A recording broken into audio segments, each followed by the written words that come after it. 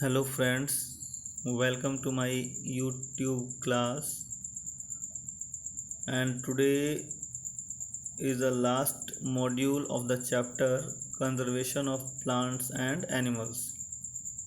And in this module we will go through the topic Red Data Book, endemic species, migration and reforestation.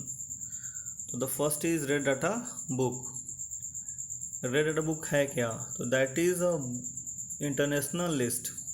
Red data book is a international list that is maintained by IUCN. और इस list में क्या है? That list is of animal and plant whose continued existence is getting threatened. Now this list is maintained in the form of red data book. तो इसी list को red data book के form में maintain किया जाता है. There is separate book for different species of plant and animal. तो कौन कौन से प्लांट्स और एनिमल्स का एग्जिस्टेंस थ्रेटेंड है, उन प्लांट्स और एनिमल्स के अलग अलग स्पीसीज के लिए अलग अलग रेड डाटा बुक है. Now this books are publish in many of the countries and this book provide useful information on the threat status of different species.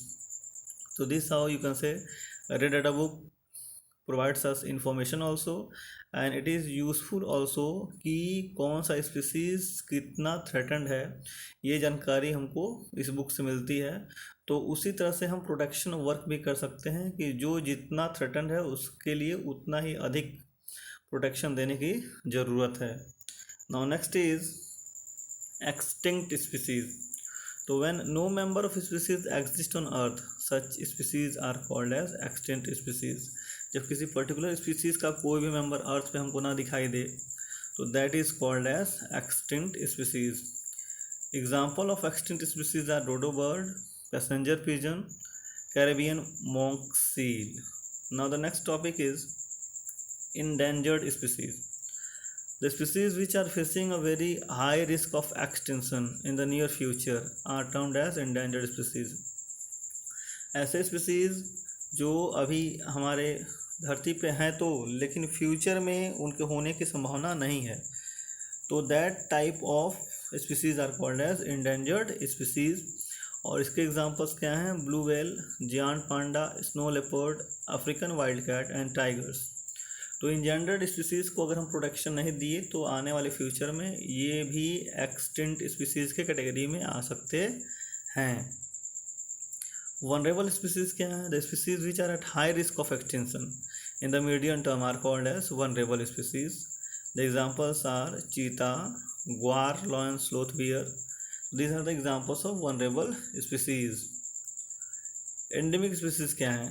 Endemic species are unique to a particular geographical location, specific island, some specific habitat from a particular nation or having well-defined zone. तो किसी particular area में, किसी particular nation के particular area में, particular zone में रहने वाले animals को हम बोलते हैं एंडेमिक स्पीसीज़. और ये स्पीसीज़ उस पर्टिकुलर एरिया को, पर्टिकुलर जोन को, पर्टिकुलर नेशन को छोड़ के बाकी आपको कहीं नहीं मिलेंगे. तो such species are called as endemic species. तो नेक्स्ट पॉइंट इज कि this type of species are found in particular area of world, nowhere else we can found such type of animal. हमको वे animal उस particular area को छोड़ के बाकी कहीं मिलेंगे ही नहीं. एग्जांपल्स क्या हैं? Orange breasted sunbird and lion tail macaque. तो ऑरेंज बीस्टेड सनबर्ड जो है that is endemic to fynbos in South Africa, whereas lion tail macaque is endemic to western Ghat of southwest India. So you can see the picture also, that is orange breasted sunbird and lion tail macaque. These are two endemic species which are endemic to particular area. Just learn the name. Orange breasted sunbird and lion tailed macaque are the endemic species. Now the next topic is reasons for extension of endemic species. Reasons क्या है endemic species के extension होने का? पहला है loss of habitat. Loss of habitat. Habitat क्या है? Habitat is the place where species can live naturally freely. तो क्या होता है, डिफॉरेस्टेशन के चलते जो फॉरेस्ट ख़त्म होते जा रहे हैं उसके चलते उनका हैबिटेट ख़त्म हो रहा है। जब हैबिटेट ख़त्म हो रहा है तो वो एनिमल्स इधर उधर भागते हैं। आए दिन आप सुनते हैं कि जो लॉयन हैं या टाइगर्स हैं, they have entered the public areas, और रोड क्रॉस करते हुए या फिर कैसे भी दे मेट एन एक्सीडेंट। तो दिस हाउ ये लॉस ऑफ हैबिटेट के चलते बहुत सारे एंडेमिक स्पीसीज़ ख़त्म हो रहे हैं। उनको सही से फूड नहीं मिल पाता है, लॉस ऑफ हैबिटेट के चलते रहने के लिए जगह नहीं मिल पाता है, and that's why they get extinct. Over exploitation, over exploitation human beings he करते हैं। एक एग्जांपल दिया है, that is passenger pigeon. Passenger pigeon को नॉर्थ अमेरिका के लोगों ने इतना हंट किया और हंट करने के बाद इतना उसको खाया कि वो एक्सटिंक्ट हो गया। तो this is called as over exploitation. Introduced species, तो एंडेमिक स्पीसीज़ के एरिया में जब हम कोई नया स्पीसीज़ इंट्रोड्यूस्ड करते हैं तो that is also reason for extension of endemic species. कैसे, जो स्पीसीज़ हमने इंट्रोड्यूस्ड किया एक पर्टिकुलर एरिया में, अगर वो स्पीसीज़ स्ट्रॉन्ग है तो क्या करेगा, दूसरे वीक एनिमल्स को मारेगा जो उस पर्टिकुलर एरिया में प्रेजेंट हैं, तो वो एक्सटिंक्ट होंगे। और यदि जो हमने इंट्रोड्यूस्ड किया है वो खुद वीक है तो जो पहले से रहने वाले वहाँ के एनिमल्स हैं वो उसको मार डालेंगे, तो वो ख़त्म होगा। तो this how introduced species is also big reason for extension of the endemic species. Ecosystem disruption, ecosystem disruption means जो हंटिंग है, पोचिंग है एनिमल्स का, उसके चलते हमारा इकोसिस्टम डिस्टर्ब हो रहा है, फूड चेन या फूड वेब डिस्टर्ब हो जा रहा है। उसके चलते उस फूड चेन या फूड वेब में जो आगे की कड़ी है या पीछे की जो कड़ी है उनको भी फूड नहीं मिल पा रहा है और वो भी एक्सटिंक्ट होने के कगार पे पहुंच जाते हैं। Now the next topic is migration. तो माइग्रेशन क्या है, migration is the periodic movement of species of और एनिमल और birds from the place where it has been living to the new area and its subsequent return journey back to the original home। किसी particular area में रहने वाले animals, birds या किसी भी species के एक जगह से दूसरी जगह जाना और दूसरी जगह से फिर से बैक अपने घर आना, that is called as migration. Migration करते क्यों हैं बर्ड्स या एनिमल्स, तो just to find abundant food and to find suitable place of breeding. No, वो क्या क्या क्वालिटीज़ हैं जिसके चलते बर्ड्स या एनिमल्स इतना लंबा डिस्टेंस माइग्रेट कर लेते हैं और फिर वो अपने घर वापस भी आ जाते हैं, रास्ता वो भटकते नहीं हैं। तो क्या चीज़ है, द फर्स्ट है sharper eye sight, the first quality is sharper eye sight. दूसरा है बेटर विजुअल मेमोरी। तीसरा है position of sun and stars, उसको वो बेटर विजुअल मेमोरी से अर्थ पे जो भी प्लेसेस हैं उनको देखते हैं, उनको याद रखते हैं, उनका मेमोरी बड़ा स्ट्रांग होता है।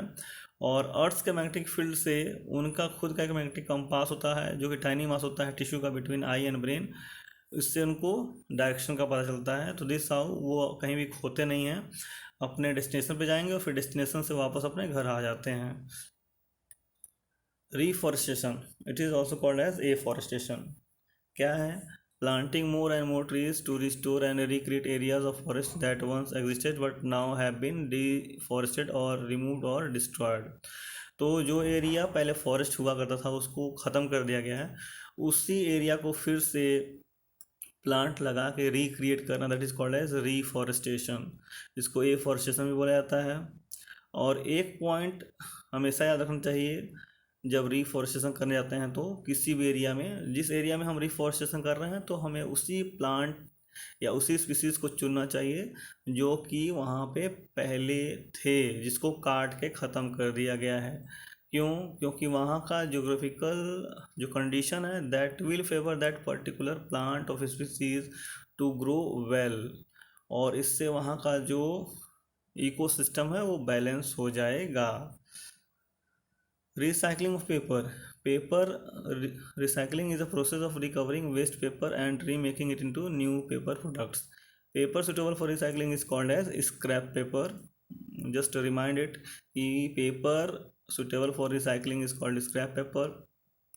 और पेपर को बचाने के लिए हमें हमेशा 3R का जो प्रिंसिपल है उसको फॉलो करना चाहिए। Paper production accounts for 25% of deforestation, and if we are going to recycle even half of the world's paper, it would result in deforestation of 20 million एकड़ ऑफ फॉरेस्ट, तो वो बचा लेगा। मतलब अगर आधा पेपर भी हम रिसाइकल करते हैं तो 20% million acres of forest can be saved. और due to this reason we should follow 3R principle, that is reduce, reuse and recycle. मतलब हमको पेपर का यूज़ जो है कम से कम करना चाहिए, रिड्यूस, रीयूज़ जितना हो सके उतना रीयूज़ करना चाहिए, और जो यूज़ हो चुका है उसको रिसाइकल के लिए भेज देना चाहिए।